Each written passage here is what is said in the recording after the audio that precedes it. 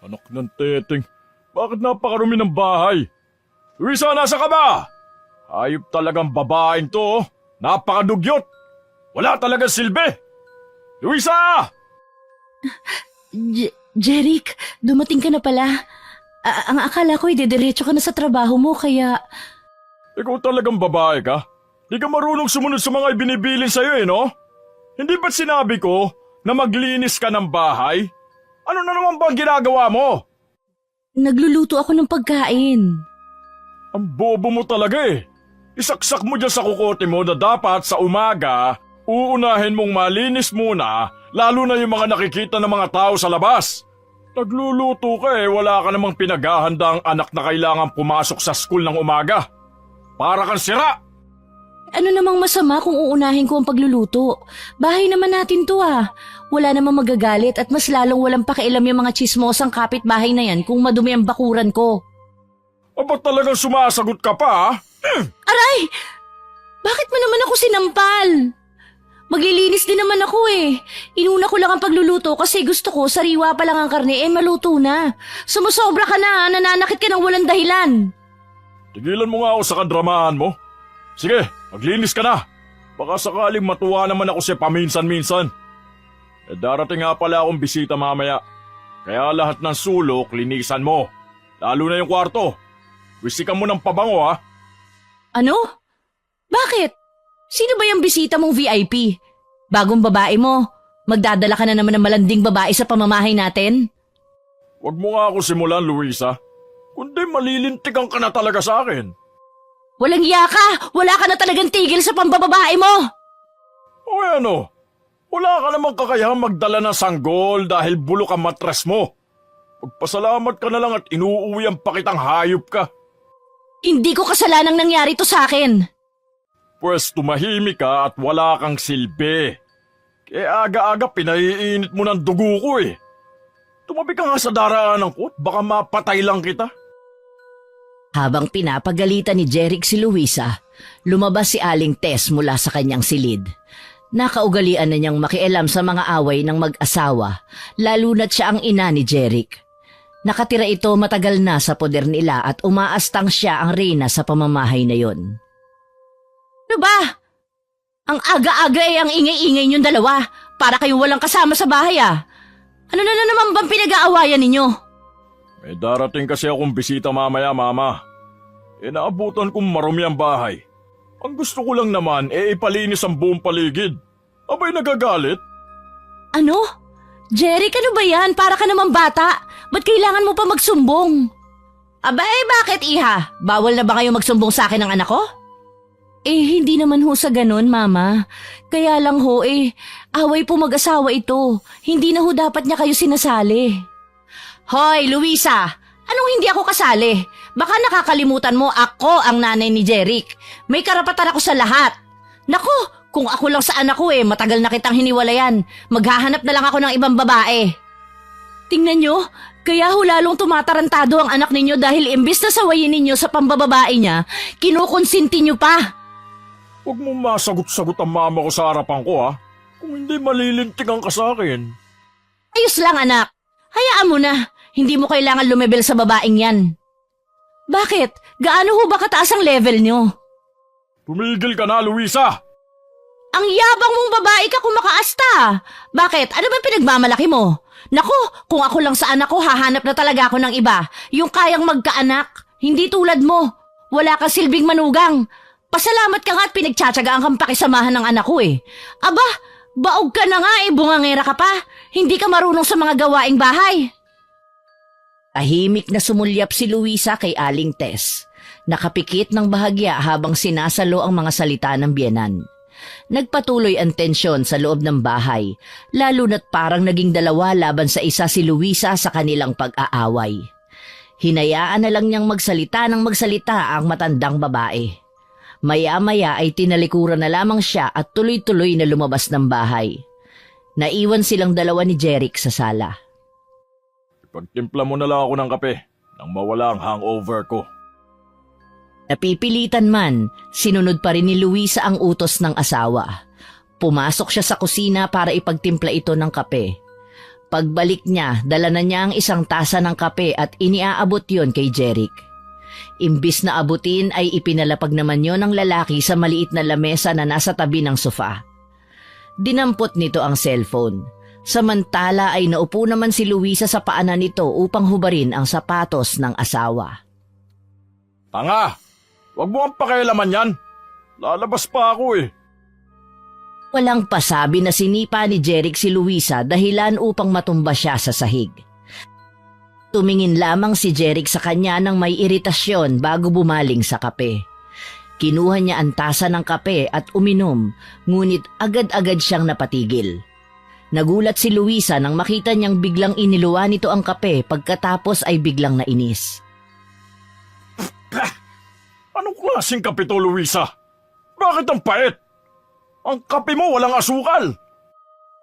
Katitig sa kanya ang lalaki at galit na galit. Dahil sa gulat ay hindi naman nakapagsalita si Luisa. Bigla itong natakot sa naging reaksyon ng asawa. Dugyot ka na, tanga ka pa. Halika nga rito. Nagulat si Luisa nang biglang hablutin ni Jeric ang kanyang buhok. Ipinulupot yon sa matigas na braso. Wala siyang nagawa kundi sumunod sa malupit na paghila ng asawa. Pakaladkad na dinala siya ni Jeric papunta sa kusina. Ganito na lang ba palagi? Talaga bang pinamumukha mo na sa akin na wala ka talagang silbi, ha? Habang dinadala siya ni Jeric, naluha si Luisa sa sakit ng pagkapit sa kanyang buhok at sa takot sa mga susunod na mangyayari. Jeric, tama na! Masakit na! Ngunit hindi nagpaawat si Jeric. Sa halip, mas lalong hinigpitan ng kapit sa buhok ni Luisa. Walang pakundangan sa pagdurusa ng asawa. Dapat lang to sa'yo nang magtanda ka. Iniinsulto mo ba ako, ha? Dati masarap ka magtimpla ng kape nung una kita makilala. Kung hindi sana ako na-inlove sa kape mo noon, hindi sana kita mapapangasawa, leche ka. Tapos ngayon bibigyan mo ako ng palpak na kape? Tama na! Hindi na uulit! Hindi na ako magkakamali! Sige, pagtimpla mo ako ng bagong kape. Bilisan mo! Hindi lang dahil sa kapirasong buwisit na papel ng kasal natin noon eh, talagang hiniwalayan na kita. Wala kang silbi. Tama ang mama mo noon. Dapat talaga sinunod ko na lang siya nang sabihin niyang di tayo bagay. Sa wakas, binitawan ni Jeric si Luisa. Bumagsak ito sa sahig. Tahimik na napaiyak ang babae sa masasakit na salitang binibitawan ng asawa. Hindi na niya alam kung saan pahuhugot ng lakas para kayanin ang lahat ng kanyang paghihirap. Kung hindi ka pa naman matuto, ewan ko na lang sa'yo. Sa kabila ng sakit at galit, nahanap ni Luisa ang lakas ng loob na magsalita kahit alam niyang delikado ito. Ba't mo ito ginagawa sa akin, Jeric? Hindi ka naman dating ganyan ah. Nasusulsulan ka lang ng nanay mo. Parehas na kayong asal demonyo. Anong sabi mo? Pareho kayo ng nanay mo, mga asal demonyo! Biglang nag-init ang mukha ni Jeric. Bumilis ang kanyang paghinga. Sa isang iglap, sinampal nito si Luisa dahilan upang matumba ito muli sa sahig. Namula ang kanyang pisngi. Nagsimula na namang tumulo ang kanyang mga luha. Aray ko! Bakit mo ako sinampal? Sa susunod na painitin mo pa ang ulo ko, hindi lang yan ang aabutin mo. Nagkakaintindihan ba tayo, ha? Huwag mo kami maikukumpara sa demonyo at baka saniban ako't mapatay pa kita. Hindi ko na uulitin! Ayokong mauulit pa ito. Hanggang maaari, huwag mong ikakalat ang pagmumukha mo sa pamamahay kong ito. Tandaan mo! Dahil sa susunod na makikita ko yung pagmumukha mo, isinusumpa kong dudurugin ko ang panga mo hanggang sa mag-iba na yung itsura mo! Wala nang nagawa si Luisa sa pananakit na yon ni Jeric sa kanya. Nagsimula ang lahat ng kalbaryo niya noong malaman nila na wala na talaga siyang kakayahang magkaanak, ayon sa doktor na tumingin dito. Halos araw-araw na siya nitong sinasaktan, pinagsasalitaan at binubugbog. At tulad ng dati, pagkatapos ng lahat ng pananakit nito ay bigla siya nitong iiwan na parang basahan. Isang matalim na tingin ang ipinukol ni Jeric bago lumabas ng bahay. Panay naman ang hikbi ni Luisa habang inaayos ang nagulong buhok. At malungkot na pinapahid ang mga luhang umaagos sa kanyang pisngi. Hindi niya alam kung hanggang kailan niya matitiis ang mga pangbubugbog na yon ng asawa. At kahit anong pakiusap niya rito na huwag siyang sasaktan, tila bingi ang asawa sa mga pagmamakaawa niya. Patuloy siyang pinagmamalupitan nito. Ang mga kapitbahay naman na nakarinig sa pangbubugbog ni Jeric sa kanya ay takot namang makialam. Kilala kasing sanggano ang lalaki sa lugar nila at walang inaatras ang laban. Bukod pa roon, palagi rin itong ipinagtatanggol ng konsentidor ang ina nito na si Aling Tess. Nang umagang yun, wala nang ginawa si Luisa kundi linisin ang mga kalat sa bahay. Sinimulan niya sa natapon na kape sa sahig at pagkatapos ay nagtuloy sa kusina kung saan inayos niya ang pinaglutuan ng adobong manok. Pagod at masakit ang kanyang katawan, ngunit hindi niya ininda ang hirap dahil alam niyang kailangan niyang tapusin ang kanyang mga gawain. Sakto namang nakabalik si Aling Tess. Kararating lang mula sa bahay ng kaibigan niyang kapwa mahilig sa chismis. Tila ba ay nag-enjoy siya sa kanyang umaga, dala ang malisyosong ngiti at nakataas ang kanyang kaliwang kilay habang papalapit kay Luisa. Oh, ano na namang gulo dito? Parang dinaanan ng bagyo ang bahay ah. Halatang nang aasar si Aling Tess. Tahimik lang si Luisa, patuloy na nililinis ang kalat, pilit na iniwasan ang mga titig ng kanyang biyenan. Hindi ako magtataka na baka isang araw wala ka ng asawa, malapit ka ng palitan ng aking anak. Walang silbi. Ramdam ni Luisa ang pagkapuno ng kanyang loob sa mga sinabi ni Aling Tess. Tumayo siya at sa unang pagkakataon, hindi niya napigilang magsalita ng malakas. Magdahan-dahan naman po kayo sa inyong pananalita. Ay hindi ba? Kaya ka lang naman nananatili dito kasama ng anak ko dahil makapal ang mukha mo? Ilang beses ka nang pinalalayas ng anak ko sa pamamahay na to eh. Ang tigas ng budhi mong manatili pa rito. Kasal kami, asawa ko siya. Kaya kung sino man ang makapal ang pagmumukhang nananatili sa pamamahay namin, ikaw yon! Nabigla si Aling Tess sa biglaang pagtataas ng boses ni Luisa. Galit na galit, humakbang siya papunta kay Luisa at walang pakundangang sinampal ito. Abay, ipokrita kang babae ka! Aray! Bakit niyo ako sinampal? Wala kang galang! Para magising ka! Ina pa rin ako ni Jeric kaya matuto ka rumispeto. Mahilig kayong makialam sa buhay naming mag-asawa. Respeto? Wala kayo nun. Nakakasura ang ganyang ugali para sa mga matatandang hindi naman karapat dapat na irespeto. Aba! At sinusubukan mo talaga akong babae ka, ha? Iniangat muli ni Aling Tess ang kamay upang sampalin si Luisa, ngunit mabilis na nahawakan ni Luisa ang braso ng matanda. Mahigpit niyang pinigilan ito at dahil 52 taon na si Aling Tess, hindi na kasing lakas ang kanyang katawan kumpara sa malalakas na kamay ni Luisa. Subukan niyo lang nasaktan ako. Hindi ko na igagalang na kayo ay mas matanda sa akin at kayo ang ina ni Jeric. Alam kong sinadya niyo talaga ipaluto sa akin ang ulam na yon para maabutan ako ni Jeric at saktan ulit ako ng anak ninyo eh. Alam kong gustong gusto niyo nang magkahiwalay kami ng anak niyo. Anong kaguluhan ito? Halos mapatalon sa takot si Luisa nang marinig ang boses ni Jeric sa pintuan ng kusina. Buong akala niya ay nakaalis na ito dahil nakita niyang nakalabas na ito ng bahay. Jeric? Mabilis na binitawan ni Luisa ang mga kamay ni Aling Tess na kasalukuyang hawak-hawak pa rin niya. Dahan-dahan siyang humarap sa asawa habang si Jeric naman ay nakakunot ang noo at masama ang titig sa kanya. Binasag ni Aling Tess ang katahimikan sa kusina. Nagkunwari itong umiiyak na nagsusumbong kay Eric. Anak! Mabuti na lang dumating ka!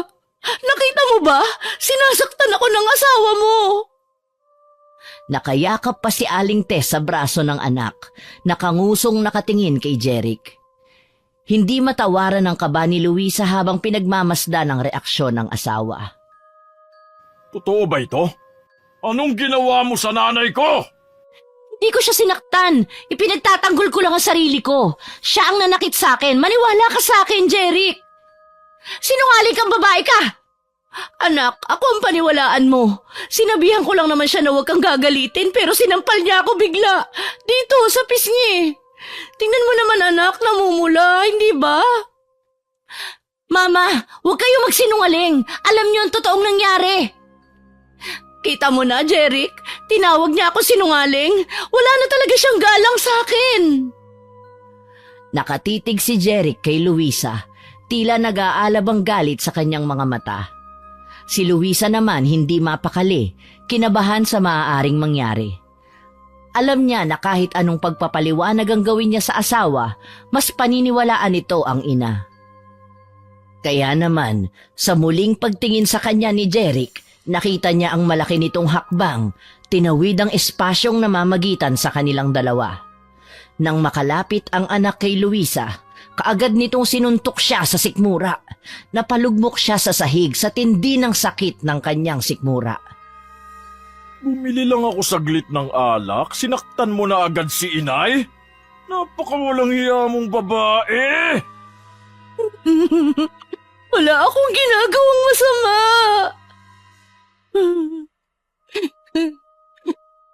Lumayas ka sa harap ko! At baka di ako makapagtimpit, mapatay kita! Umalingaw-ngaw ang sigaw na yon ni Jeric sa buong kusina. Kahit masakit ang katawan, pinilit ni Luisa na makatayo at makapaglakad patungo sa kanyang silid. Dahan-dahan niyang inihakbang ang mga paa ng walang ano-ano ay itinulak naman siya sa kanyang likod ng kanyang biyenan. Bilisan mo! Nagpapaawa ka pa eh! Halos mapasubsob siya sa malakas na pagtulak sa kanya. Habang binabaybay ni Luisa ang daan patungong silid, walang tigil sa pagpatak ang kanyang mga luha. Nagkulong siya doon ng buong maghapon. At tila naman walang pakialam sa kanya ang mga kasama sa bahay. Hindi na siya nakakain ng agahan, maski sa tanghalian ay nagpalipas na rin siya ng gutom. Saka na lamang siya nakakain ng bandang hapon na. Wala na ang mag-ina sa bahay.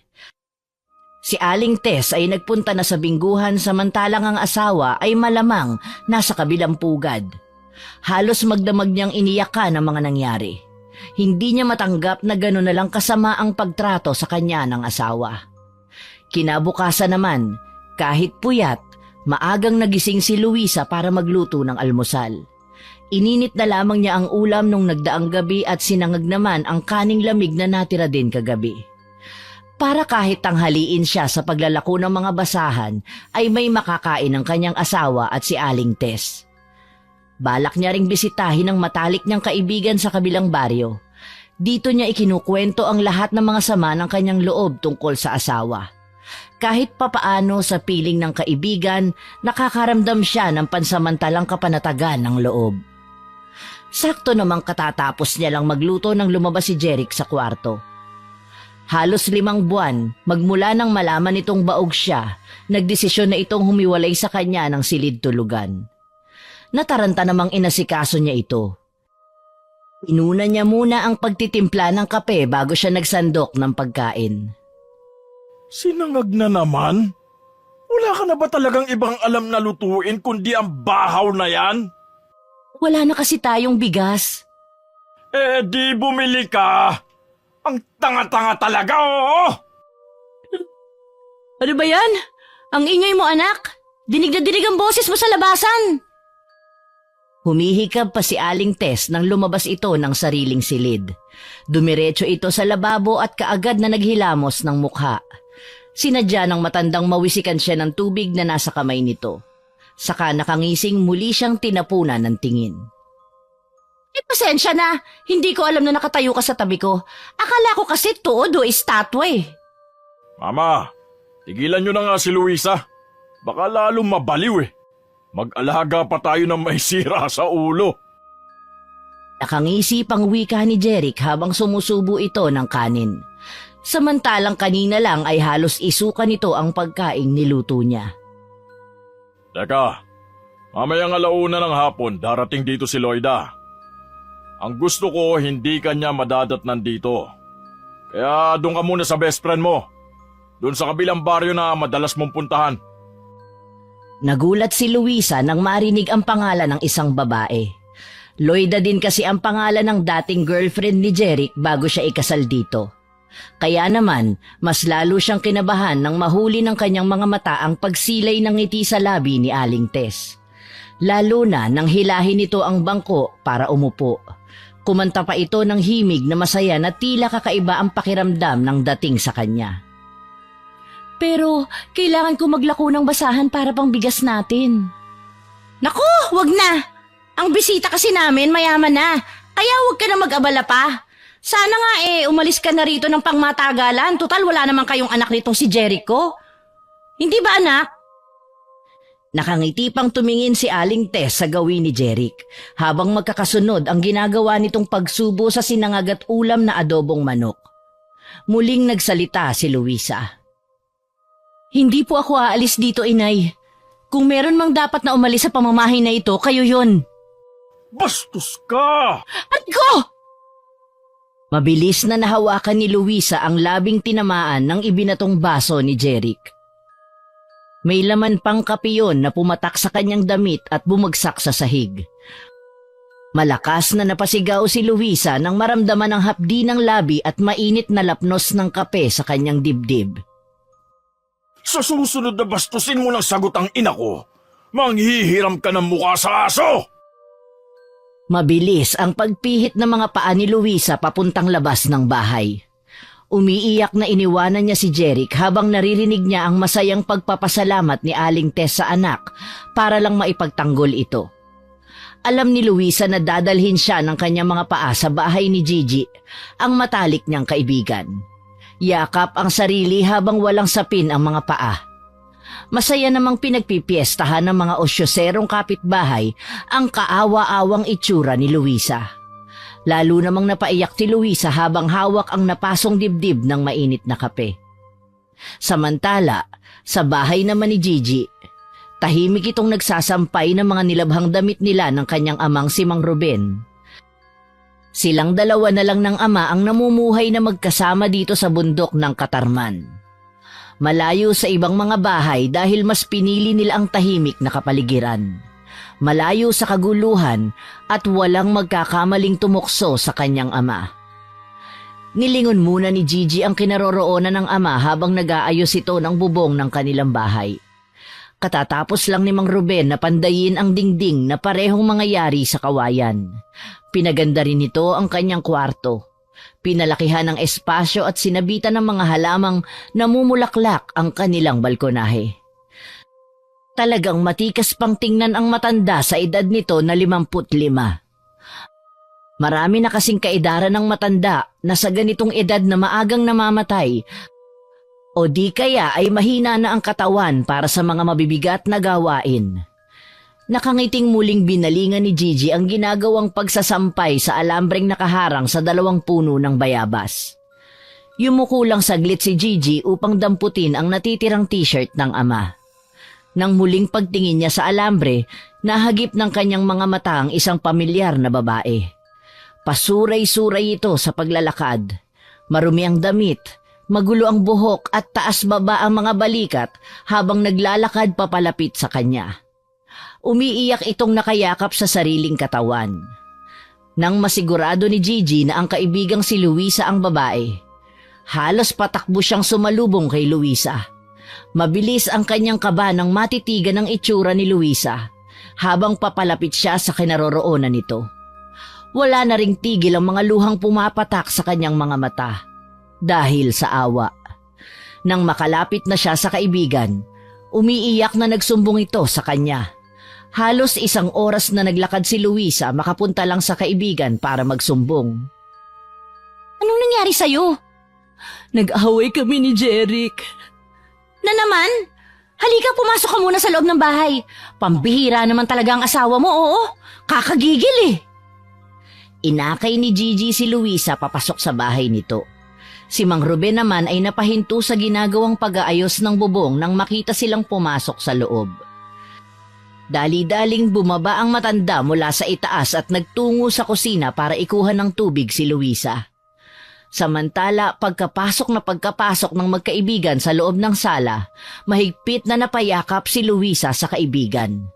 Awang-awa namang nakatingin si Mang Ruben sa kaibigan ng anak habang iniaabot ang isang baso ng tubig. Oh, ipainom mo muna ang tubig na to sa kaibigan mo para kumalma. Mabilis na tumalima si Gigi sa inabot na baso ng kanyang ama. Muli niyang hinawakan ang braso ni Luisa para painumin ng tubig. Oh, uminom ka muna ng tubig. Salamat. Nang makainom si Luisa ng tubig, saka lamang ito naupo sa upuang yari sa kawayan. Saka naman tumalikod si Mang Ruben at ipinagpatuloy ang ginagawa nito sa bubong. Tahimik na sandali ang sumunod, ngunit pagkatapos ng ilang saglit muling nagsalita si Gigi. Labis itong nag-aalala sa kondisyon ng kaibigan. Ano ba kasi ang nangyari? Nasagot ko kasi yung nanay ni Jeric eh. Nagalit siya kaya binato niya ako ng tasa na may kape. Tumama sa labi ko. Napakawalang ya talaga ng asawa mo. Bakit pa kasi nagtitiis ka sa kanya eh? Hiwalayan mo na nga yan. Paano, Gigi? Hindi ko siya kayang iwan. Hihintayin mo bang mapatay ka ng asawa mo? Aba, baka magising na lang ako isang araw, bangkay mo na ang susunod kong iiyakan. Hindi naman siya dating ganun eh. Nilalason lang ang isipan ni Jeric ng kanyang ina. Isa pa yang si Aling Tess eh. Alam na niyang mali ang ginagawa ng anak niya. Kinukonsinti pa rin niya. Napakawalang kwentang tao mga yan. Kung ako sa'yo talagang hihiwalayan ko na ang lalaking yun eh. Imbis na sumagot si Luisa sa tinura ng kaibigan, mas nangibabaw ang paghagulgol nito ng iyak. Wala nang nagawa si Gigi kundi ang yakapin na lang ang kaibigan. Ilang beses na itong lumalapit sa kanya para magsumbong tungkol sa pangbubugbog ni Jeric sa kanya. May sasabihin ako sa'yo, Luisa, pero huwag ka magagalit ha? Ano yun? Hindi na kasi normal yung ginagawa sa'yo ng asawa mo. Hindi kaya may ibang babae na siya? Kakaiba na kasi ang pakikitungo niya sa'yo eh. Malakas ang pakiramdam ko may ibang babae na talaga yang si Jeric. Ilang beses na rin na nagkaroon siya ng babae, Gigi, pero pinalalampas ko yun. Hinahayaan ko na lang. Pero kanina sinabi niya sa akin na darating daw yung Loida. Sinong Loida? May kilala akong Loida, hindi ko lang sure kung siya yung tinutukoy niya.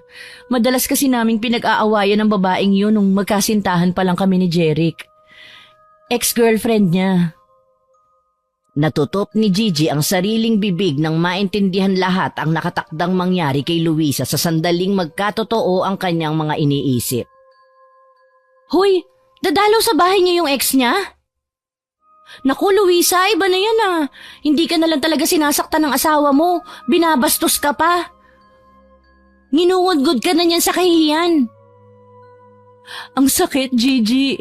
Hindi ko na alam ang gagawin ko. Wala naman akong laban. Pinagtutulungan nila akong mag-ina. Ay naku, sinasabi ko sa'yo. Sa panahon ngayon, hindi na uso ang martir. Huwag kang magpapakagaga dyan sa asawa mo. Wala naman kayong anak eh. Kung ako sa'yo, iwan mo na. Mas mabuti pa mag-asawa ka na lang ng bago. Hindi naman pwede yun. Nangako ako sa harap ng altar na magsasama kami ng asawa ko sa hirap at ginhawa. Magsasama sa hirap at ginhawa? Siya na nga ang dahilan ng paghihirap mo eh. Tapos siya nagpapakaligaya. Ay, ewan ko sa'yo. Magdusa ka kapag binahay niya yung Loida na yon. Sinabi nga niya na dumito na lang daw ako habang naroon si Loida. Ano? Ganong kahalangang bituka ng asawa mo? Naku po, huwag kang papayag. Umuwi ka doon. Huwag mong hayaang gawin sa'yo yan ng asawa mo.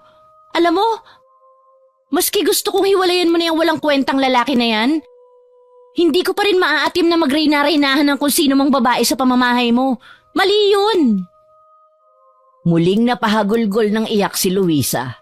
Dahil sa matinding emosyon na lumukob sa kanya, ay muling niyakap ni Gigi ang kaibigan at ipinaramdam dito ang kanyang simpatya. Awang-awa ito kay Luisa na halos mamagana ang mukha at mata nito sa kaiiyak. Mainam pa magpahinga ka na muna. Halika doon sa kwarto ko. Tumalima naman si Luisa. Nahiga ito ng walang imik sa kama. At ilang sandali lang ay nakatulog na ito. Kinumutan pa niya ang kaibigan sa kamalungkot na tiningnan nito. Nakita niya ang pumutok na labi nito. Ang eksenang yun ang naabutan ni Mang Ruben. Tinawag nito ang anak papunta sa kusina. Unang nagsalita si Mang Ruben nang maupo sila sa harap ng mesa. Kawawa naman ang kaibigan mo. Gusto mo ba iganti ko siya? Naku, wag na po itay. Di ba nangako ka na sa akin noon na hindi ka nagagawa ng masama? Matagal na ho tayong nananahimik dito sa bundok. Kaya nakikiusap ako. Hayaan na lamang natin si Luisa na siyang lumutas sa problema niya. Aalalayan ko na lang po siya. Pero maaati mo ba na magpatuloy ang ganyang kalagayan ng kaibigan mo? Paano kung hindi na niya makaya? Aba, mataas ang kaso ng mga nagpapakamatay dahil sa depresyon. Hindi ko naman sinasabi ito para takutin ka. Pero di natin alam kung ano ang mangyayari bukas. Hindi ho mangyayari yan, tay. Palaban ho ang kaibigan ko. Hindi niya gagawin sa sarili niya yan. Sabihin na natin na kaya niya. Paano kung mapuruhan naman siya ng asawa niya? Hihintayin mo bang may mangyaring masama sa kaibigan mo bago ka kumilos? Ay, kahit na anong mangyari, hindi na kayo babalik sa dati niyong gawain. Nangako kayo sa akin at kay inay. Tama na ang usapan nating ito. Wala nang nagawa si Mang Ruben nang talikuran na siya ng anak sa kusina at lumabas ito ng bahay. Napapabuntong hininga na lang ang matanda dahil alam naman niyang may magagawa siyang tulong para sa kaibigan ng anak. Itinuturing na niyang anak si Luisa dahil mabuti ito sa kanya at kay Gigi. Matagal ng panahon na iniiwasan sila ng mga tao dahil kilala siya bilang isang malupit na mangkukulam. Tinalikuran sila maging ng kanilang mga kamag-anak. Ngunit tanging si Luisa lang ang walang pag-aalinlangang nakipagkaibigan kay Gigi at tumanggap sa kanyang anak. Nais niyang tumanaw ng utang na loob at tulungan si Luisa sa paraang alam niya. Subalit dahil nga sa binitawan niyang pangako sa namayapang asawa at sa kanyang anak, natatalikuran na niya ang pangungulam ay hindi niya magawa. Malungkot na tumayo si Mang Ruben sa lamesa at tinungo ang kalan para magluto ng pananghalian nilang mag-aama. Ang tangi na lang magagawa ni Mang Ruben para kay Luisa ay ang maipagluto ito ng paborito nitong ulam na sinantol at dinikdik na hipon. Samantala, sa bahay ng mag-inang Tess at Jeric, dumating ang kanilang panauhin, si Loida. Bitbit niya ang isang malaking bag habang umiindayog ang kanyang balakang papasok sa sala. Ang babae ay maputi, matangkad at mas maganda kaysa kay Luisa. Makapal ang kanyang make-up at mahilig siyang ngumuya ng bubble gum na tila walang iniwan sa isang pokpok. Masaya itong sinalubong ni Aling Tess. Tila ba matagal nang hinihintay ang pagdating ng babae. "Oh, Iha! Kumusta ang biyahe mo?" "Ayos naman po, tita." "Naku, wag na tita. Alam mo naman na sa una pa lang ikaw na talaga ang gusto kong mapangasawa ng anak ko. Tulad na lang dati, Iha. Mama na lang ang itawag mo sa akin." "Sige po, mama." Nasan po ba si Jeric? Bakit di man lang niya ako sinalubong? Alam naman niyang darating ako ngayon eh. "Naku, baka nasa kwarto niya, natutulog. Lasing kasi kagabi." Alam ko ho. Kasi kami ang magkasama niyan kagabi, magdamag. Doon na nga rin po namin napagkasunduan na magkakabalikan na po kami. Kaya po ako nandito, dala ko na ang mga gamit ko. Simula ngayon, dito na ako titira. "Pero alam mo ba ang tungkol sa asawa niya?" Ang sabi naman ho ni Jeric, ayos lang. Kasi hiwalay naman na sila ng kwarto ni ano. Ano nga ang pangalan ng babaeng yun? "Luisa." "Ayun, Luisa, yun nga po. Total hiwalay naman sila ng tulugan. Doon ako sa kwarto ng anak ninyo matutulog." Saka nakakalokong napangisi ito bago naupo sa bangkong naghihintay sa sala. Si Aling Tess naman ay nakangiting tinalikuran ng bisita at tinungo ang silid ng anak. Pagbukas niya ng pintuan, nakita niya itong nakadapa sa higaan. Mahinang yugyug sa balikat ang nagpagising sa natutulog na si Jeric. Gumising ka anak! Naririyan si Loida! Ang ganda-ganda talaga ng ex mo na yan. Saka mukhang mayaman ha? Sige po, Mama. Susunod na po ako. Hindi pa man ito nakakatayo ay pumasok na sa kanyang silid si Loida. Diretso itong lumapit kay Jeric at sinibasib na agad ito ng halik. Walang pakialam sa presensya ng ina ng lalaki. Ngunit imbis na mailang ang matanda ay natuwa pa ito sa nakitang paglalambingan ng dalawa. Umalis siya sa loob ng silid at isinarado yun. Tila isang batang teenager na kinikilig ito. Dinig na dinig niya ang mahihinang tawanan ng dalawa. Dinampot naman ni Aling Tess ang mga dalang pasalubong ni Loida para sa kanya. Pabango at bagong mga damit. Ang gaganda naman ng mga to. Mukhang mga mamahali na mga to ah. Tiyak na kaiinggitan ako ng mga kumari ko kapag nakita nilang suot ko ang mga ito. Hay, kung sana si Loida na lang ang napangasawa ng anak ko. Sayang talaga. Pero pwede naman na magkabalikan pa sila eh. Kailangan lang mapaalis ko sa pamamahay na to ang inutil na si Luisa para wala nang hadlang sa dalawa. Samantala, sa kabilang bahay naman ay naging abala na ang mag-ama sa paghahanda ng kanilang hapagkainan. Inutusan na ni Mang Ruben ang anak na gisingin na si Luisa. Luisa, gising na. Kumain na muna tayo. Niyugyug niya ng marahan ang balikat ng kaibigan.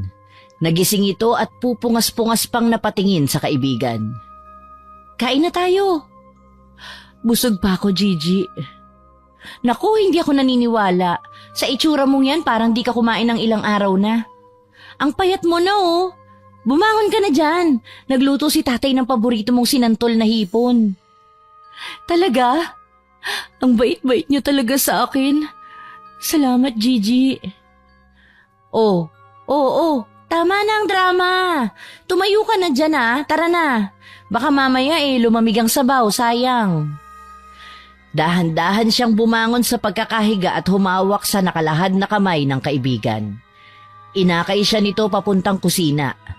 Pagdating nila roon, naratnan nilang nakaupo si Mang Ruben paharap sa lamesa.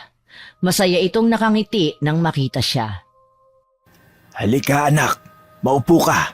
Ipinagluto kita ng masarap na ulam. Damihan mo ang kain nang lumakas ka. Alok ni Mang Ruben kay Luisa. Mabilis namang kumilo si Gigi para ipaghila siya ng upuan. Taranta pa itong sinandukan siya ng kanin at ulam. Teka, Beshi, para na akong bibitayin ito baka kasi magbagong isip mo at hindi ka kumain. Pwede ba yun? Nakakahiya naman kay Tatay Ruben kung hindi ko matitikman ang mga niluto niya. Salamat po, Tatay, sa pagluto. Walang anuman. O siya, sige. Kumain ka na at lalamig ang pagkain. Napapangiwing nagsubo ng kanin at ulam si Luisa. Medyo namamagana kasi ang pumutok nitong labi. Kaya naman, mas lalong nangingibabaw ang awa sa mga mata ng mag-amang Ruben at Gigi. Parang dinudurog ang puso ni Ruben nang makita ang sitwasyon ni Luisa. Si Gigi naman ay hindi mapigilan ng hindi mapaiyak sa nakikitang itsura ni Luisa habang ito ay nasasaktan sa pagkain. Pagkatapos kumain ay tumulong na sa pagliligpit ng mga pinagkainan si Luisa. Nang matapos sa ginagawa ay muli silang nag-usap ni Gigi. Pumasok muna sila sa silid ni Gigi para makapagpalit ng damit na ipinahiram sa kanya ng kaibigan. Ginamot na rin ito ang kanyang pumutok na labi. Pagkatapos ay muling nagbukas ng usapan si Gigi para kay Luisa. Mamayang 4:00 ka na lang ng hapon umuwi. Ipahinga mo muna yung katawan mo para may lakas ka pagdating sa bahay nyo. Kung sakaling may madatnan kang kakaiba sa mga ipinagagawa nila, lumaban ka. Huwag kang magpapatalo. Oo, Beshi. Salamat sa lahat-lahat ng naitulong mo sa akin. Oo naman. Kapatid na ang turing ko sa'yo, no? Kahit si Itay awang-awa sa kalagayan mo. Ikinuwento mo pala kay Tatay Ruben ang lahat. Oo, para na kasing anak ang turing niya sa'yo. Saka ayoko rin maglihim sa kanya. Kaya lagi mong tatandaan na dito lamang kami ni tatay sa likod mo. Muling napahikbi si Luisa sa sinabing yun ni Gigi. Napaiyak na lamang ang dalawa nang muli siyang yumakap sa kaibigan. Sa likod naman ng pinto ay tahimik lamang na nakikinig si Mang Ruben sa usapan ng dalawa. Mahigpit niyang nakuyom ang mga kamao at tahimik na umalis sa pintuan ng kwarto ni Gigi. Pagsapit ng 4:00 ng hapon, nakangiting nagpaalam si Luisa sa mag-ama. Madilim-dilim na rin nang dumating si Luisa sa bahay nilang mag-asawa. Kinabahan siya nang makita ang mataas na sandals ng isang babae.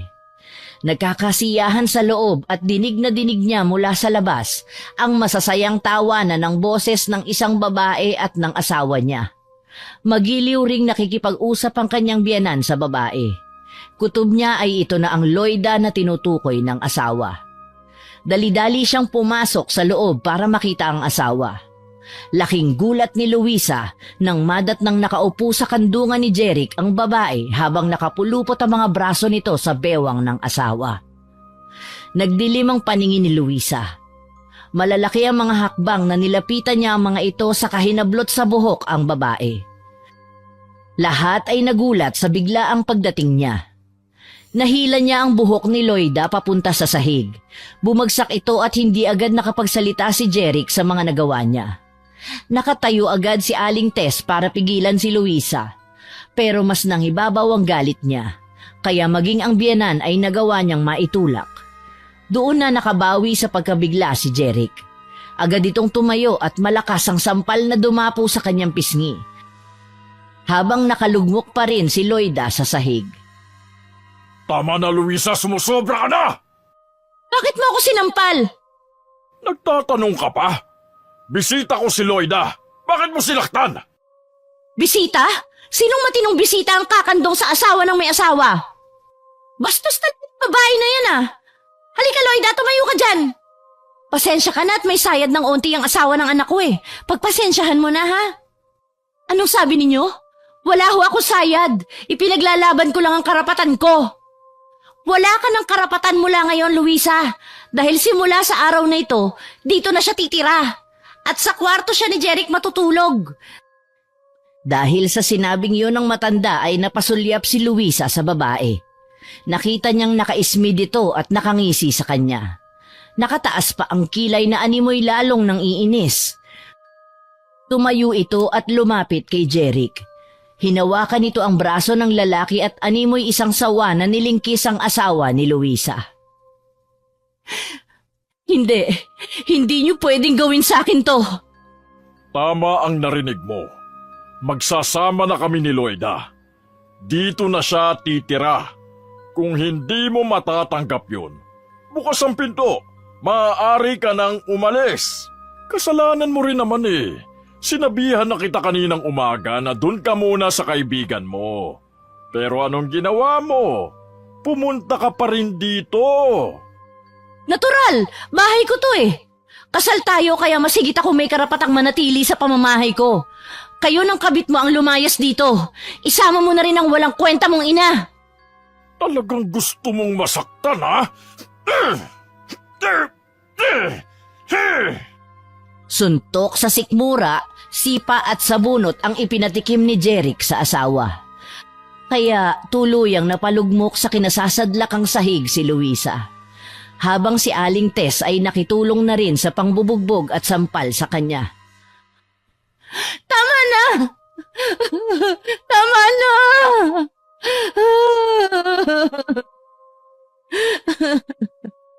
Siguro naman ay magtatanda ka na. Pagkasabi ni Jeric ay tinalikuran na nito ang umiiyak na si Luisa. Ganon din ang ginawa ni Aling Tess na inaya pang pumasok sa kwarto ang kabit ni Jeric na si Loida.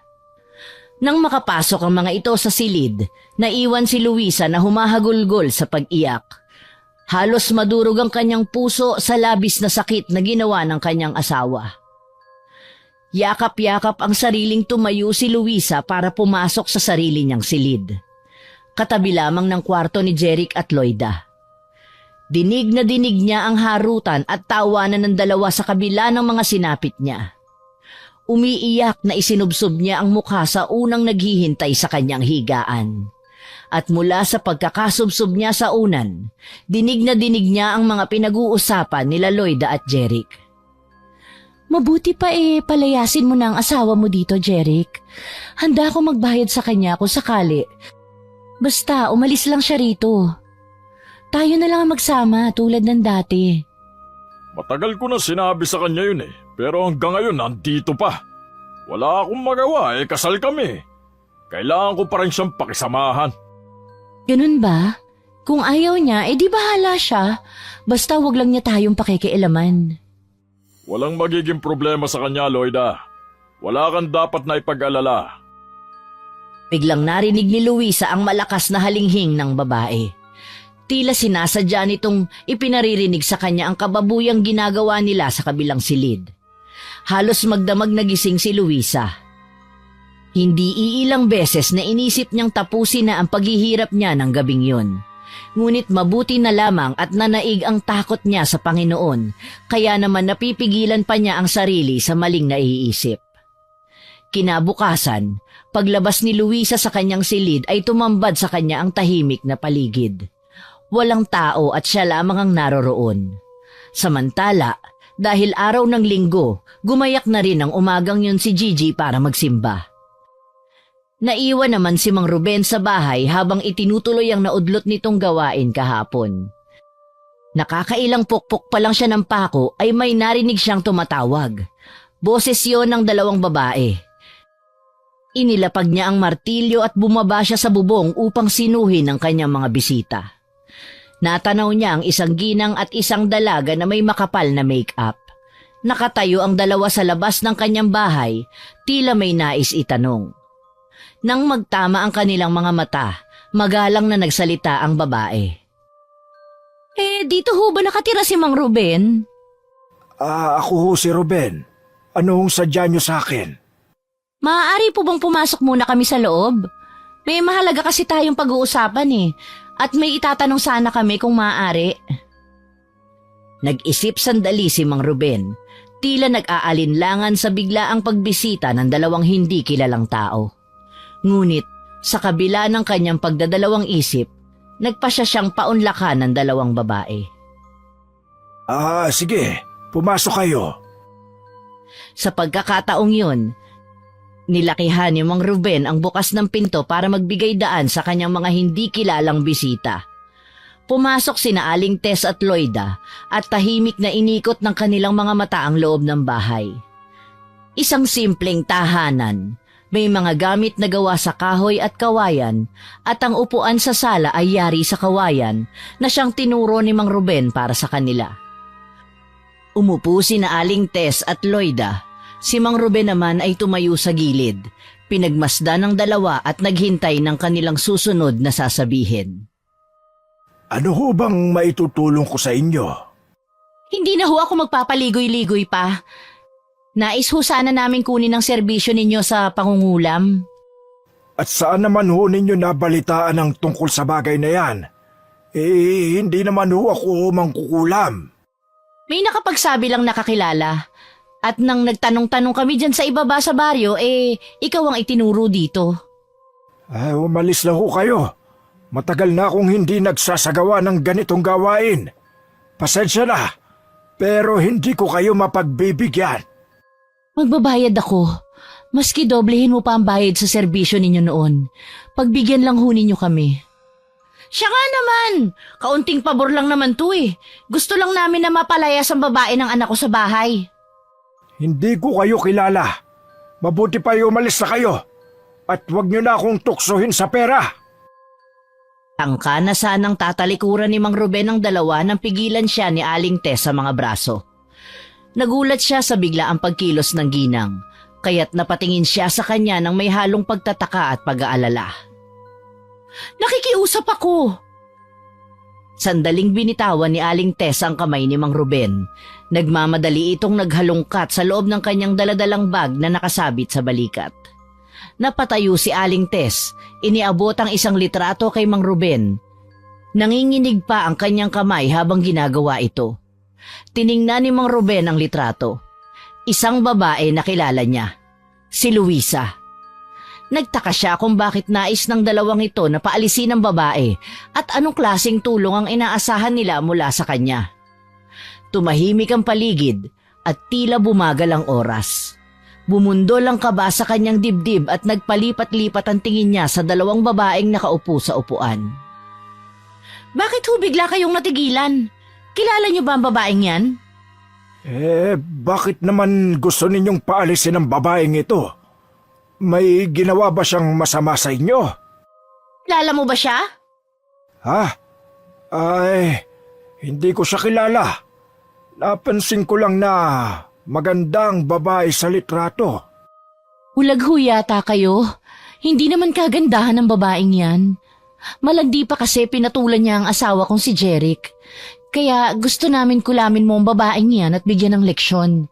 Lagyan mo ng kati-kati o baka gawin mo si Raulo para tuluyan ang umalis sa bahay nila. Sa bahay namin ang asawa ko. Peste ang babaeng yan eh. Isang malalim na buntong hininga ang pinakawala ni Mang Ruben.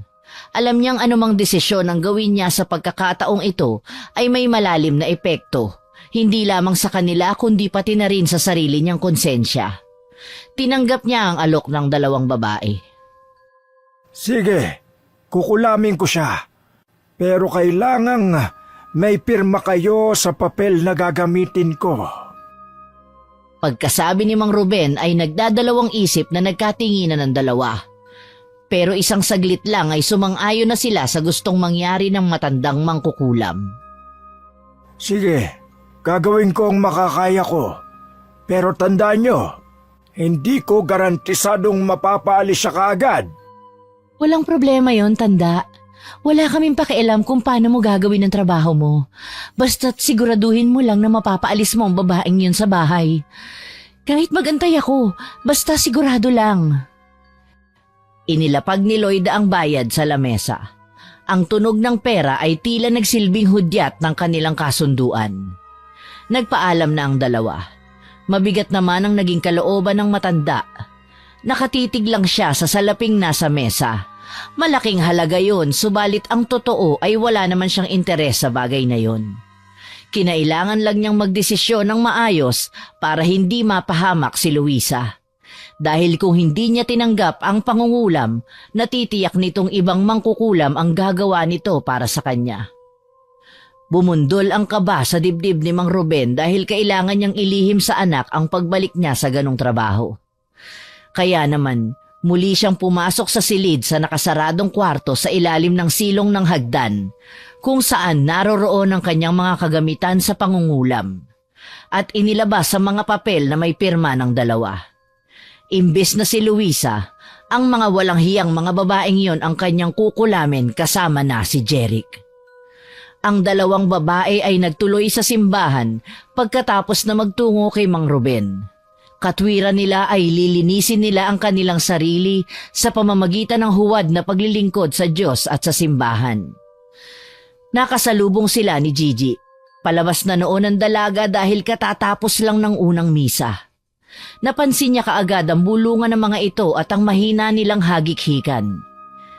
Hindi na lamang nito yun napansin. Bigla niyang naalala ang kaibigan.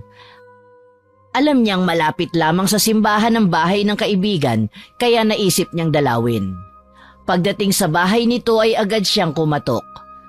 Nang pagbuksan siya ng pinto ay agad niyang napansin ang mas dumami pang pasa at sugat sa katawan ng kaibigan. Napansin din niya ang sandals na mataas ang takong sa may pinto.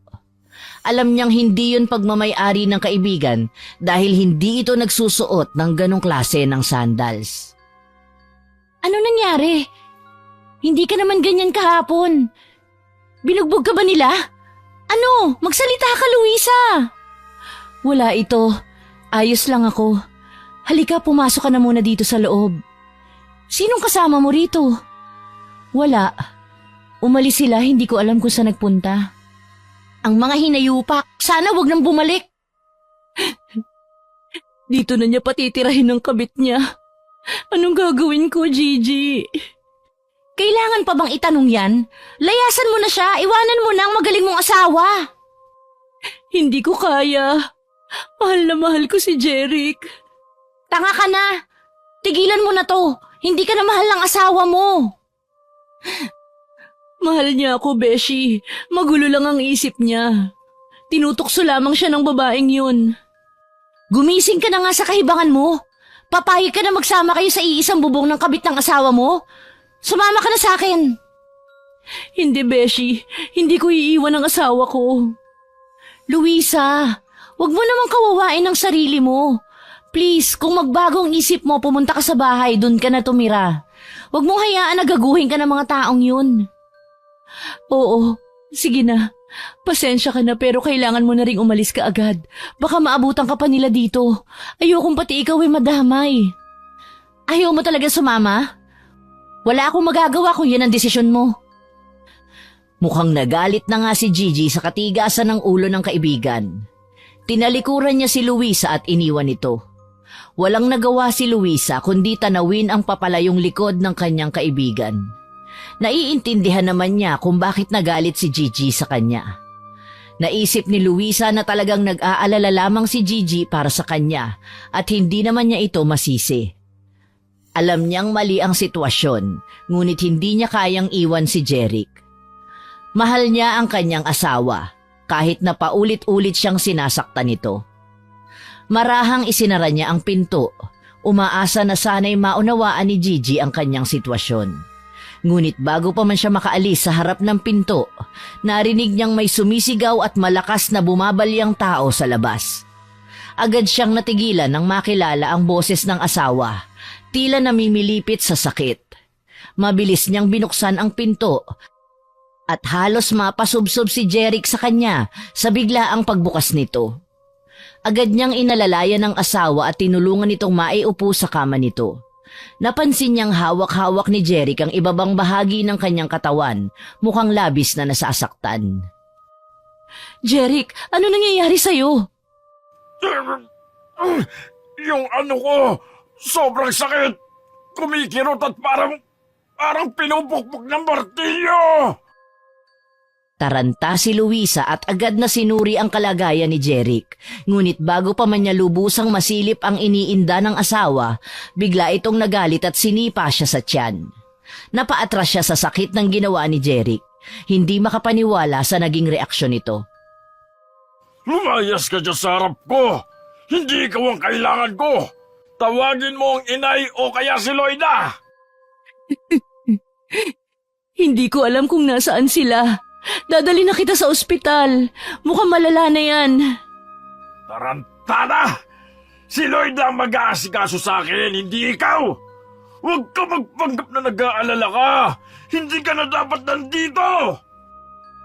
Dam ni Luisa ang kirot hindi lamang sa pisikal na sugat, kundi pati na rin sa mga salitang binitawan ni Jeric.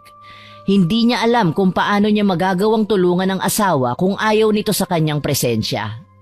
Sa kabila ng lahat ng sakit, hindi siya bumitiw sa kanyang pagnanais na tulungan si Jeric, ngunit unti-unti nang lumilinaw sa kanyang isip ang katotohanan na hindi na siya tinatanggap ng asawa. Sige, tatawagin ko na si Loida. Lumabas si Luisa ng bahay, dala ang mabigat na loob at bumibigat na mga hakbang. Alam niyang masakit ang nararamdaman ni Jeric, ngunit mas matindi ang sakit na nararamdaman niya sa puso. Sariwa pa sa kanyang alaala ang mga masasayang araw nila, ngunit tila unti-unti na itong naglalaho kasabay ng pagbabago ng kanilang relasyon. Nasa lubong naman ni Luisa sina Loida at Aling Tess. Agad napansin ng mga ito ang mukha niya na may bahid ng pag-aalala. Sinabi ni Luisa sa dalawa ang nangyayari kay Jeric. Nang marinig ito ni Loida ay mabilis itong tumakbo pauwi sa bahay ng mag-asawa. Habang papalapit si Loida sa bahay, ramdam ang kaba at pag-aalala sa kanyang hakbang.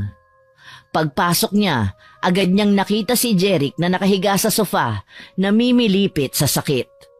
Kaagad niyang tinakbo ang lalaki, halatang nag-aalala. Jeric, anong nangyari? Masakit, Loida. Hindi ko alam, pero sobrang sakit.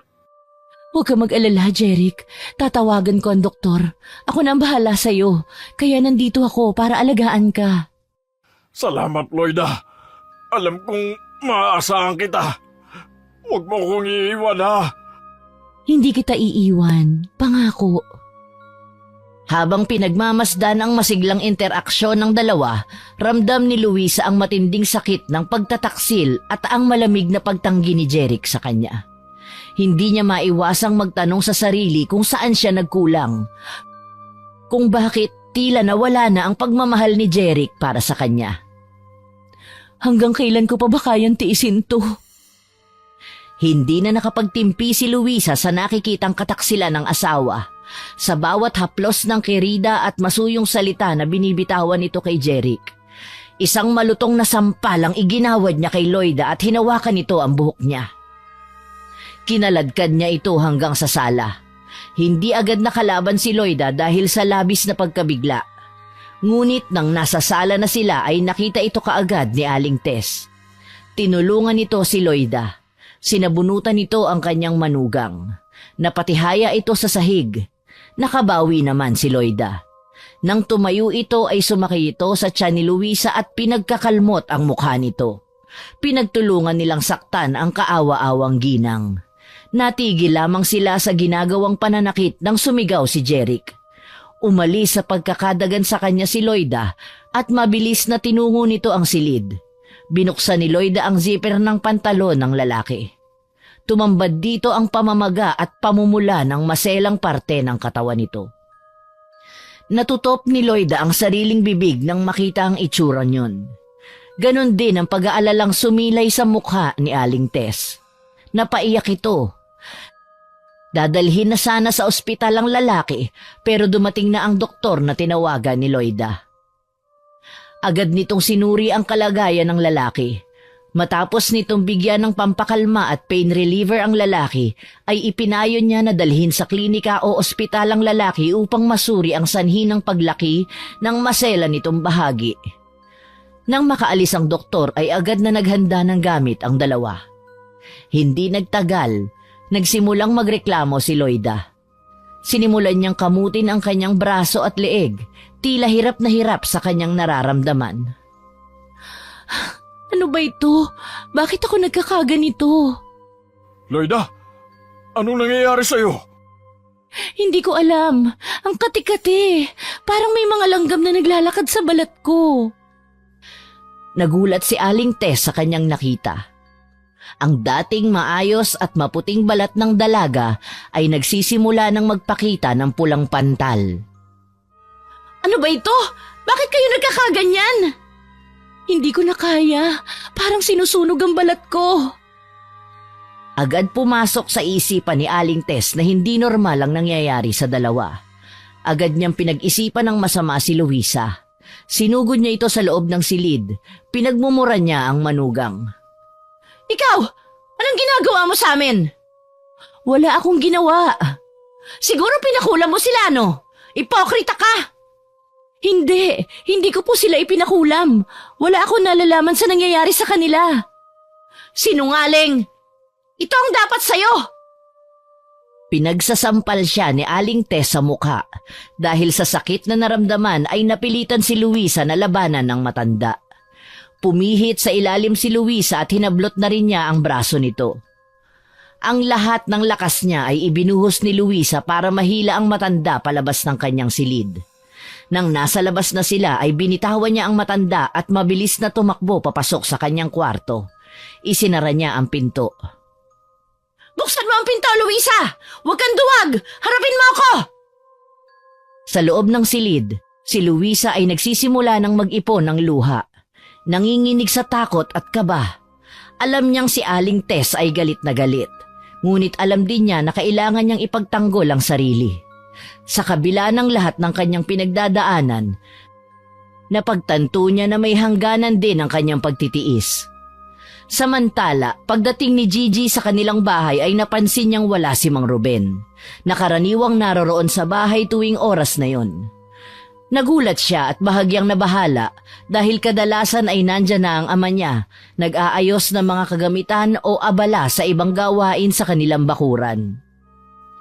Bakit kaya wala ang itay? Saan kaya siya nagpunta? Sinubukan niyang ikutin ang bahay. Tumingin sa paligid at kahit sa kanilang maliit na hardin. Ngunit wala talaga si Mang Ruben. Naisip niya na marahil ay umalis si Mang Ruben upang maghanap ng mga kahoy sa bundok. Pero bakit parang ang aga naman yata niyang umalis at hindi man lang nagsabi sa akin? Sa kabila ng kanyang pag-aalala ay tinungo na lamang niya ang kusina. Inihanda niya ang mga gulay na gagamitin sa kanilang tanghaliang mag-ama. At habang ginagawa niya yon ay inaalala niya ang kaibigang si Luisa. Nagdasal siya na maging maayos sana ang maging kalagayan nito.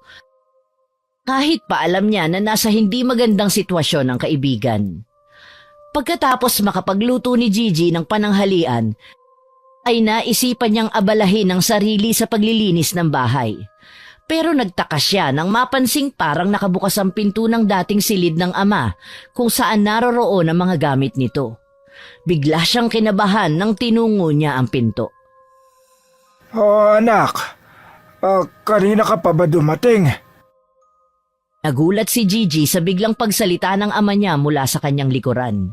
Agad siyang humarap at nakita si Mang Ruben na nakatayo sa pintuan ng kusina. May daladalang mga gatong at dahon mula sa puno ng balete. Tay, saan ka galing? Nanguha lang ako ng kaunting panggatong. Tapos ay kumuha na rin ako ng mga dahon ng balite para gawing gamot. Dahon ho ng balete para sa gamot? Susubukan ko lang na mag-eksperimento. Alam mo, meron kasi akong nabasa sa periodiko na mainam daw ang dahon na ito sa mga kati-kati. Oh, ba't ganyan ka makatingin sa akin? Huwag kang mag-alala. Hindi ito para sa pangungulam. Alam ko ho, Tay. Nagulat lang po ako. Tara na ho sa kusina. Maghahanda na po ako ng pananghalian natin. Mabuti pa nga, anak. At gusto kong magpahinga muna ngayong araw ng linggo. Mabilis na tumalikod sa ama si Gigi para maghanda ng pagkakainan. Samantala, sa bahay naman ni Luisa ay nagkakagulo pa rin ng tatlo sa biglaang pagwawala ni Jeric. Paulit-ulit itong humihiyaw sa sakit nang walang tigil na pagkirot ng ari nito. Kahit siya ay natatakot na ring lumabas, lalo pa at pinagdududahan siya nitong nangungulam sa mga ito. Kumakalam na rin ang kanyang sikmura dahil simula pa kanina ay hindi na siya kumakain. Ilang saglit lang, tumahimik na rin ang loob ng bahay. Kaya bumangon siya sa higaan at binuksan ang pinto. Sinilip muna ni Luisa ang labas ng kanyang kwarto bago humakbang palabas. Pero nagulantang siya sa biglang pagdakot ng mga kamay sa kanyang buhok. Paglingon niya, nakita niyang pag-aari yon ng galit na si Loida. Kumalat na ang mapupulang bukol at pantal hanggang sa mukha nito. Hinila ang kanyang buhok patungo sa nakaupong si Aling Tess. Hinihintay lang pala ng dalawa na lumabas siya para pagbayarin sa kasalanang hindi naman niya ginawa. Aray ko! Nasasaktan ako!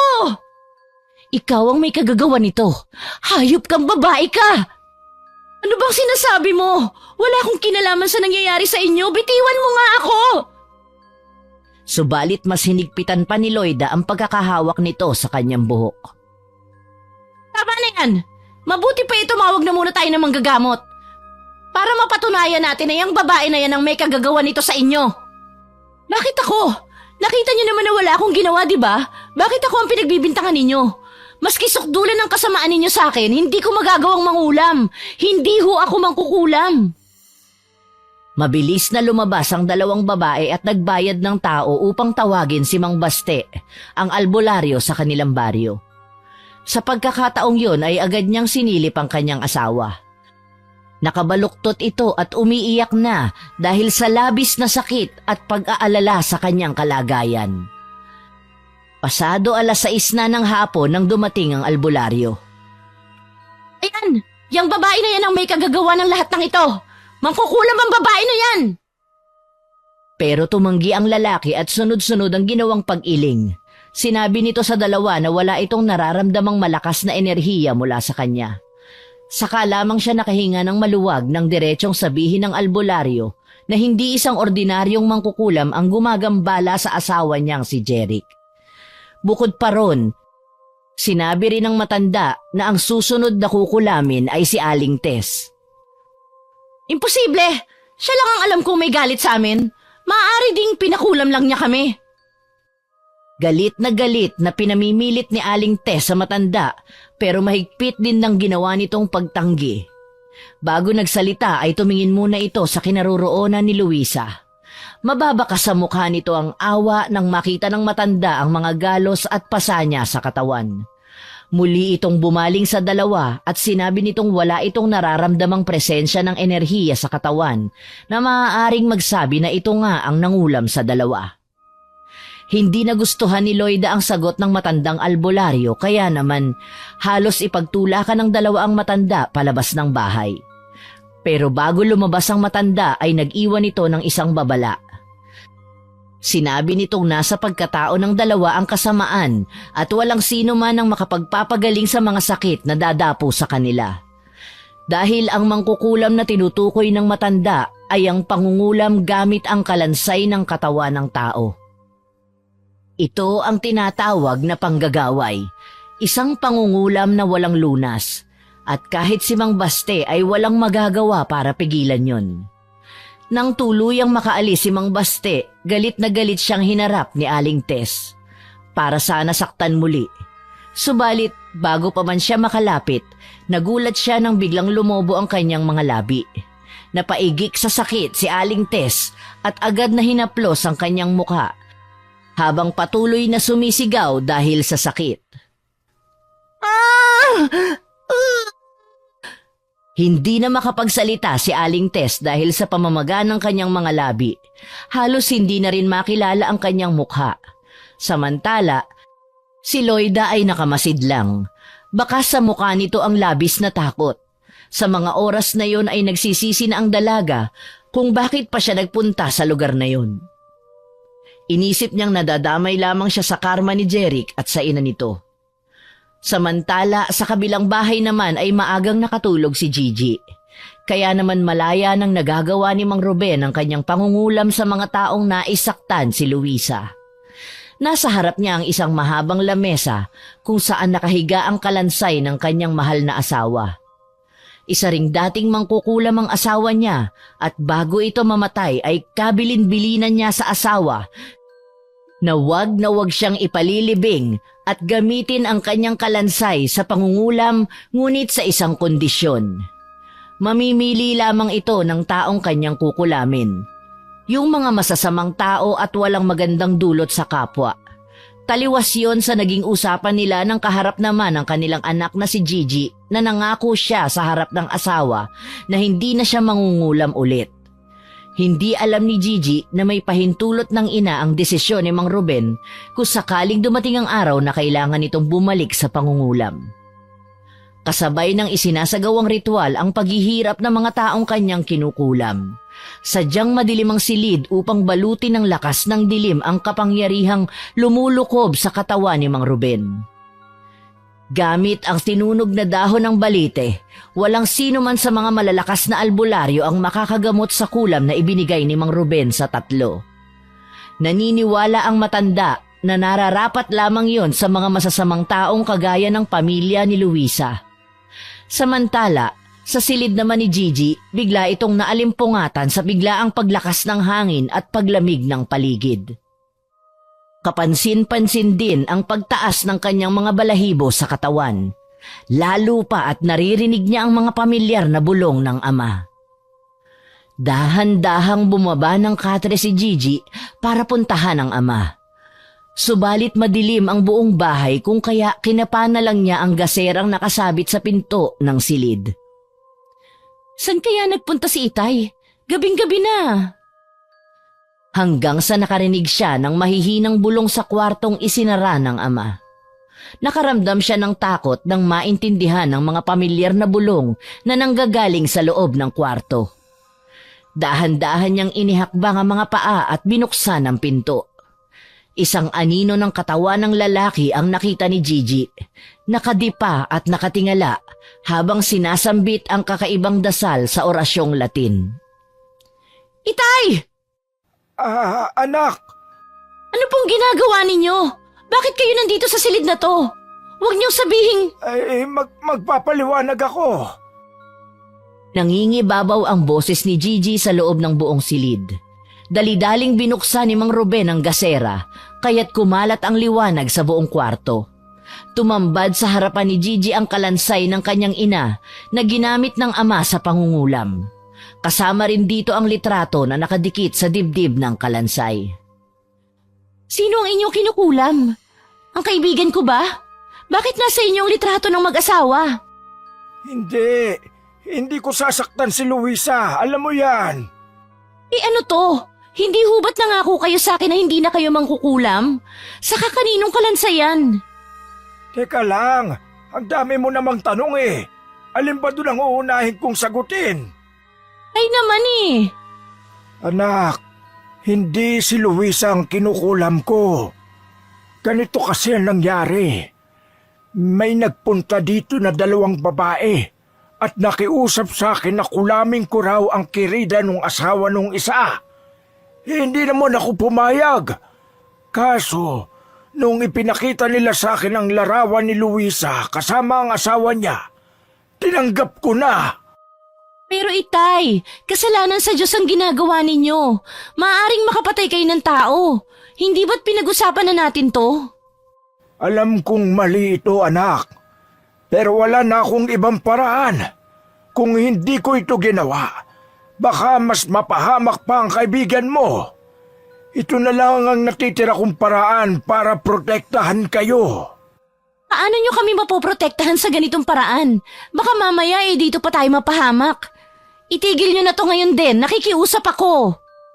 Napilitan lang akong gawin ito dahil kung hindi ko ito gagawin, baka ibang mangkukulam ang gumawa nito para sa kaibigan mo. Hindi sa ganitong paraan, itay. Nangako kayo sa akin na hindi na kayo babalik sa ganitong trabaho.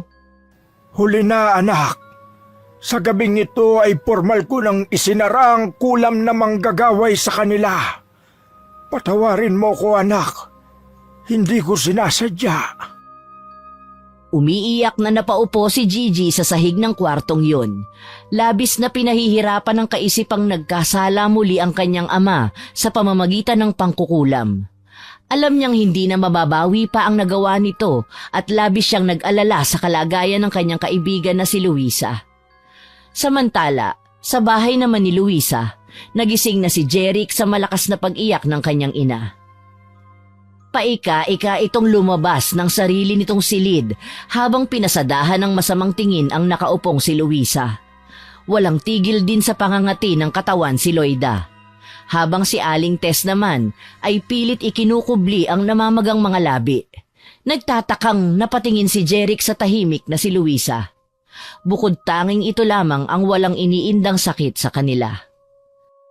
Magsasalita pa sana ito nang biglang agawin ng pansin ng mga tawag mula sa labas. Napatayo si Luisa dahil pamilyar ang boses ng tumatawag sa pangalan niya. Lahat ay napalingon sa nakasaradong pinto. Dahan-dahang nilapitan ni Luisa ang pinto para pagbuksan ng mga tao sa labas. Nang mabuksan ang pinto ay tumambad sa kanya ang mag-amang Gigi at Mang Ruben. Nagtataka man ay pinapasok ni Luisa ang dalawa sa loob. Takot na nagkatinginan sina Loida at Aling Tess nang mapagmasdan ng matandang pinapasok ni Luisa sa bahay. Si Loida ang agad na nakabawi at galit na dinuro ang matanda. Tama, ikaw yun! Pangalan, Loida. Kilala mo ba ang mga bisita ni Luisa? Mga kaibigan ko sila, Jeric. Ha? Magkakilala kayo? Ngayon alam ko na kung bakit nangyayari to sa amin. Ikaw ang kumulam sa aming tatlo. Nagsisimula na ang komosyon sa loob ng sala nang magpalipat-lipat ang tingin ni Jeric at Luisa sa namumuong tensyon sa kanilang paligid. Inay, Loida, ano ba nangyayari dito? Naparito kami ng aking anak para kunin si Luisa sa inyo. Isa pa, walang kinalaman dito ang asawa mo, Jeric. Ang mga nangyayari sa inyo ay nagsimula sa iyong ina at sa iyong kabit. Tatay Ruben, Gigi, ano ba mga pinagsasasabi ninyo? Lumapit si Aling Tess at Loida sa aking ama para ipakulam ka. Nagbayad sila ng malaking halaga para gantihan at pahirapan ka, Luisa. Ang malas lang nila na si Itay ang natagpuan nila. Anong kulam? Imbes na si Luisa, kayo ang kinulam ng aking ama. Kaya nararapat lamang nasisihin mo ang iyong ina at ang kabit mo sa mga nangyayari sa inyo. Nung una nagalit ako sa aking ama dahil bumalik siya sa pangungulam. Subalit nang makita ko ang ginawa ninyo sa kaibigan ko, dapat lang pala yan sa inyo. Malulupit kayo! Halos magwala sa galit si Jeric nang marinig ang mga sinabi ni Gigi. Si Luisa naman ay hindi makapaniwalang magagawa yun sa kanya ni Aling Tess at Loida. Mas lalong nanlumo sina Jeric, Loida at Aling Tess nang ipagtapat ni Mang Ruben na wala ng lunas ang kulam na naibigay niya sa tatlo. At kung sakaling mamatay man ako ngayon o maski bukas, kasama ko kayong malalagutan ng hininga. Magkakasabay tayong ibabaon sa lupa. Dahil sa mga narinig na ginawa ni Aling Tess at Loida, ay nagpa siya itong umalis na at sumama sa dalawa. Iniwan niya ang asawa, si Loida at si Aling Tess na nagmamakaawa na bawiin ng kulam. Patawarin mo ko, Luisa. Wala naman kayong kasalanan sa akin, Tatay Ruben. Alam ko pong hindi niyo sinasadya ang nangyari. Dapat pa nga po ako magpasalamat sa inyo kasi prinotektahan niyo po ako. Sabay-sabay na nagkaiyakan ng tatlo at tahimik na umuwi sa bahay nila sina Mang Ruben. Tay, ngayong ayos na sina Luisa baka naman ho pwedeng ito na ang huli ninyong pangungulam. Ilibing na ho natin yung kalansay. Hindi pa pwede, anak. Baka magalit sa akin ang nanay mo. Bilin niya noon sa akin na gamitin lang ang kalansay niya kapag kailangang magparusa ng tao. Ano? Totoo ba? Si nanay yun? Oh, pasensya ka na kung itinago ko sa'yo. Pero tay, please naman, tama na. Sige, titigil na ako. Pero sa isang kondisyon. Ano po yun?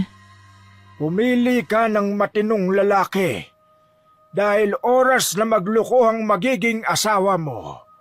Tinitiyak ko, Gigi, na yun na ang huling kulam ng manggagaway dito sa baryo natin. Natin! Natin! Natin! Natin! Natin! Natin! Natin! Natin!